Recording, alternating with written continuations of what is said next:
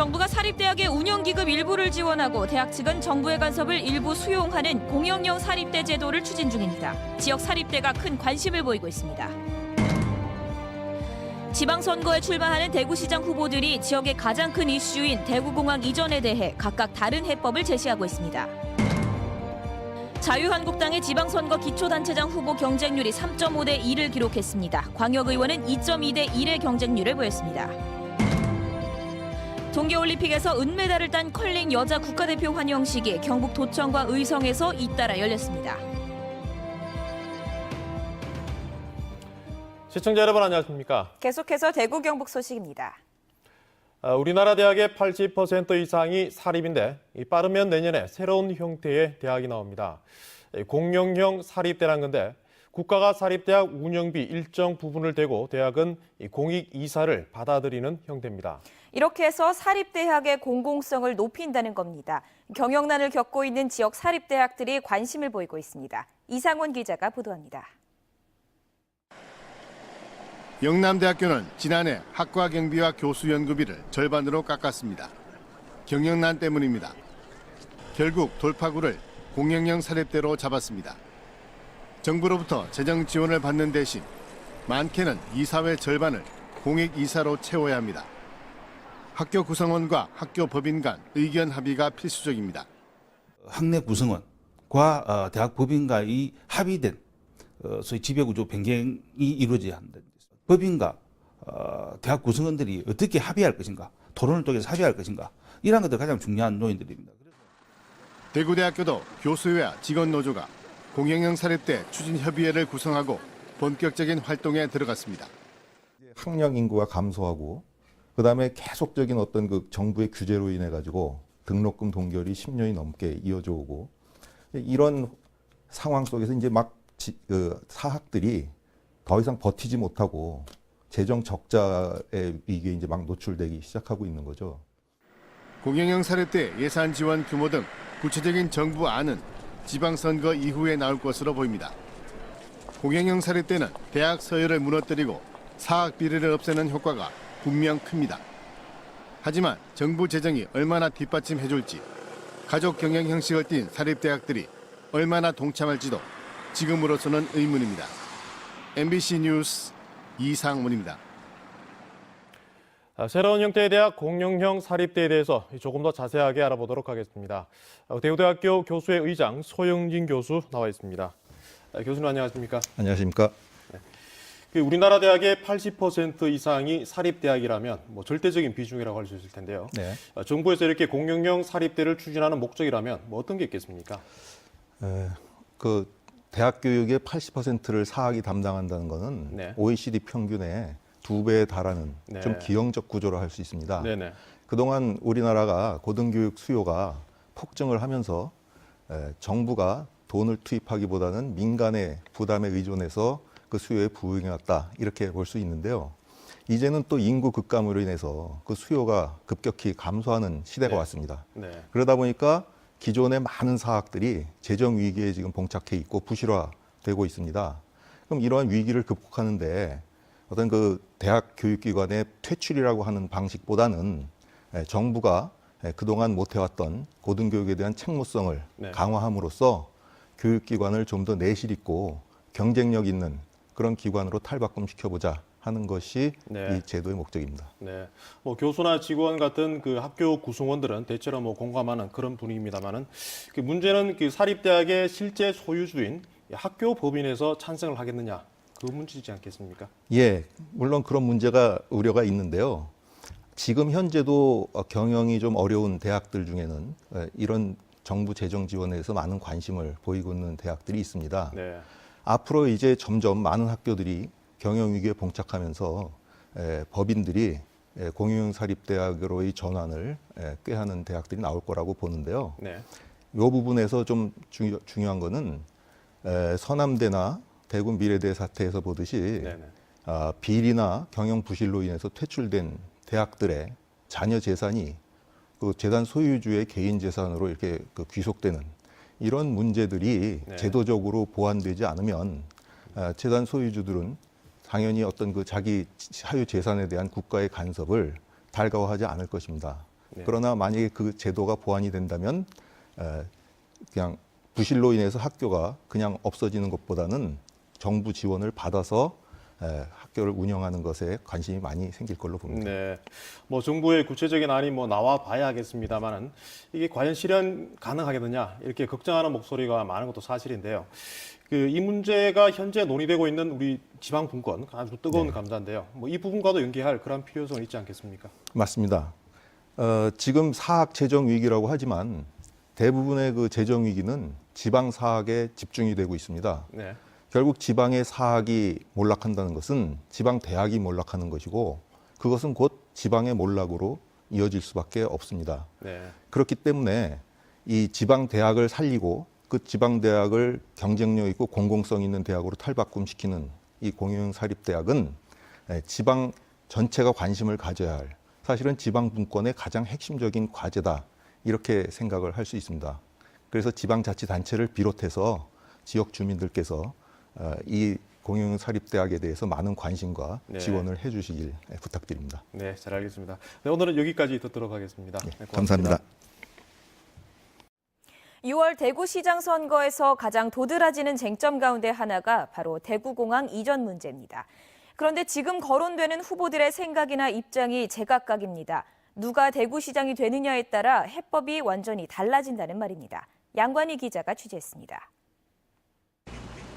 지금까지 대구시장 예비 후보로 6명이 등록했습니다. 이 가운데 대구공항 통합 이전에 찬성한 사람은 권영진 대구시장 1명뿐입니다. 대부분 군공항만 이전해야 한다는 의견입니다. 더불어민주당 이상식 예비 후보는 시민 의견 수렴이 먼저라며 유보 의견을 밝혔습니다. 권영진 대구시장은 군공항만 옮기는 것은 불가능하다고 보고 있습니다. 그래서 도시 발전을 위해서 군공항과 민간공항을 함께 옮겨야 한다고 강조하고 있습니다. 나머지 후보들은 민간공항은 지금처럼 그 자리에 둬야 도시가 발전한다고 주장하고 있습니다. 민간공항은 오히려 확장하고 소음 피해가 큰 군공항은 옮긴다는 생각인데 문제는 현실성입니다. 현실적으로 군공항만 이전하고 민간공항 존치하는 방안은 여러 가지 한계가 있을 수 있다는 생각이 들고요. 궁극적으로는 중앙정부가 어떤 입장과 어떤 방향으로 추진할 건가 하는 것이 중요한 변수지. 한편 예비 후보자 등록은 하지 않았지만 출마를 선언한 더불어민주당 소속 박성철 전 공무원 노조 위원장은 통합 이전에 찬성하고 있습니다. 사공정규 바른미래당 대구시당 공동위원장은 군공항만 옮긴다는 의견을 밝혔습니다. MBC 뉴스 양관입니다. SNS에 올라온 이슈를 키워드를 통해 풀어보는 탐구생활 M+입니다. 벌써 3월도 중반으로 접어들었습니다. 과연 언제부터 봄이라고 해야 할까요? 첫 번째 키워드, 봄의 시작입니다. 많은 누리꾼들은 봄이 온 것을 느낄 때가 꽃이 필 때 3월 1일부터 입춘이 지나면이라고 얘기했는데요. 전문가가 말하는 봄의 시작은 언제일까요? 네, 기상학적으로는 봄의 시작을 평균 기온이 5도 이상인 날이 10일 이상 지속될 때를 봄이라고 이야기하고 있고요. 또한 천문학적으로는 춘분점이 시작되는 3월 21일부터 봄이 시작으로 보고 있습니다. 이렇게 봄은 우리 곁으로 성큼 다가오고 있습니다. 이맘때 가장 기다려지는 것 바로 봄꽃인데요. 두 번째 키워드, 꽃피는 봄입니다. 가장 먼저 알아볼 꽃은 우리 지역을 화사하게 밝혀줄 개나리입니다. 11일 서귀포를 시작으로 우리 지역은 오는 18일 꽃망울을 터뜨리겠습니다. 대구에서 개나리 명소하면 대봉교 신천둔지가 생각나죠? 3월 말이 되면 대봉교 근처 자전거길이 개나리로 가득 찰 것이라고 합니다. 이어서 진달래입니다. 진달래는 3월 18일 제주도에서 시작해 오는 28일 청주와 강릉을 마지막으로 개화하겠는데요. 대구는 이번 달 22일 꽃이 필 전망입니다. 진달래 하면 약 30만 평에 달하는 비슬산 참꽃 군락지가 있습니다. 벌써부터 만개한 진달래가 기대됩니다. 역시 봄하면 가장 기대되는 벚꽃이 있습니다. 대구의 벚꽃은 오는 27일부터 찾아올 것으로 예상되는데요. 곧 있으면 팔공산, 수성못, 대구 스타디움 등 가까운 곳에서 활짝 핀 벚꽃을 쉽게 접할 수 있겠습니다. 또한 4월부터 팔공산 벚꽃축제, 경주 벚꽃축제 등 다양한 봄꽃 축제들이 우리를 기다리고 있습니다. 봄꽃과 함께 즐거운 나들이 시간 보내시면 좋겠습니다. 지금까지 탐구생활 M+였습니다. 자유한국당이 기초단체장과 광역의원 공천 신청 접수를 마감한 결과 경북에서는 시장 군수 후보 82명이 신청을 해 3.5대 1의 경쟁률을 도의원은 2.2대 1의 경쟁률을 보였습니다. 단체장 공천은 상주가 8명 신청해 최고 경쟁률을 보였고 영주와 청송이 각각 4명입니다.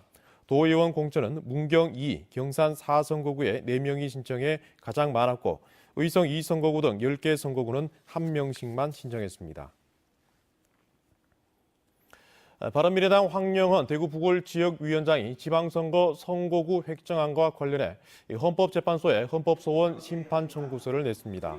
황 위원장은 대구 북구을 광역의원 제4선거구 유권자 수는 11만 8천 명, 5선거구는 4만 5천 명으로 인구 편차가 257%에 이른다며 표 가치가 동일해야 한다는 원칙이 지켜지지 않았다고 비판했습니다. 헌법재판소가 국회의원 선거에서 선거구 간 인구 편차를 최대 200%로 하라고 결정한 만큼 광역의원 선거구에도 똑같이 적용돼야 한다고 주장했습니다. 평창 동계올림픽에서 은메달을 딴 국가대표 컬링 선수단을 환영하는 행사가 잇따라 열렸습니다. 경상북도는 오늘 도청에서 컬링 선수단의 격려금과 공로패를 전달하고 컬링 보급에 기여한 정혜걸, 김복규 전 의성군수 등 경북 컬링 관계자들에게 감사패를 전달했습니다. 국내 컬링팀을 후원해온 신세계그룹의 이갑수 이마트 사장도 포상금 2억 4만 원을 전달했습니다. 선수들의 고향인 의성군에서도 환영 행사가 열렸습니다. 평창 동계올림픽에서 시작된 컬링의 인기를 이어가기 위한 방안이 추진됩니다. 경상북도는 교육청과 함께 컬링 프로그램을 현재 2개 학교에서 8개 학교로 확대 운영합니다. 경북도는 다양한 컬링 대회를 열고 국제 유명 컬링팀 전지훈련도 유치하기로 했습니다. 또 도청 신도시터에 500억 원을 들여 컬링과 하키, 피겨와 같은 동계 스포츠를 위한 종합 빙상장도 건립합니다. 대구 경북 여성단체연합 회원 30여 명이 기자회견을 열고 수성경찰서와 수성구의원 8명에게 성평등 걸림돌상을 전달했습니다. 수성구의원 8명은 동료 여성의원을 성추행한 가해 구의원 제명 아래 반대했습니다. 수성경찰서는 데이트 폭력 피해자를 부적절하게 조사해 성평등 걸림돌상 수상자로 선정됐습니다. 영남권 40여 개 시민환경단체 연합인 낙동강 네트워크는 오늘 성명을 내고 상주보의 수문 개방 확대를 요구했습니다. 낙동강 네트워크는 상주보 주변에 농가가 적고 모내기철까지 농업용수가 쓰일 일이 없다면서 취수에 영향이 없는 4m 아래까지 상주보의 수위를 내릴 것을 촉구했습니다. 한편 환경부는 오는 18일까지 상주보를 개방해 지하수 이용에 영향이 없는 1.7m 아래까지 수위를 낮춘 뒤 수질과 생태 변화 등 모니터링합니다. 대구시 상수도 사업본부는 문산 정수장 정수지와 취수지 앞 빈터에 시간당 2.7메가와트 발전 규모의 태양광 발전 시설을 설치하기 위해 지역업체와 양해각서를 체결했습니다. 문산 정수장 태양광 발전 시설은 4인 가구 기준으로 800여 가정이 연간 필요한 전력량인 35만 메가와트를 생산하게 됩니다.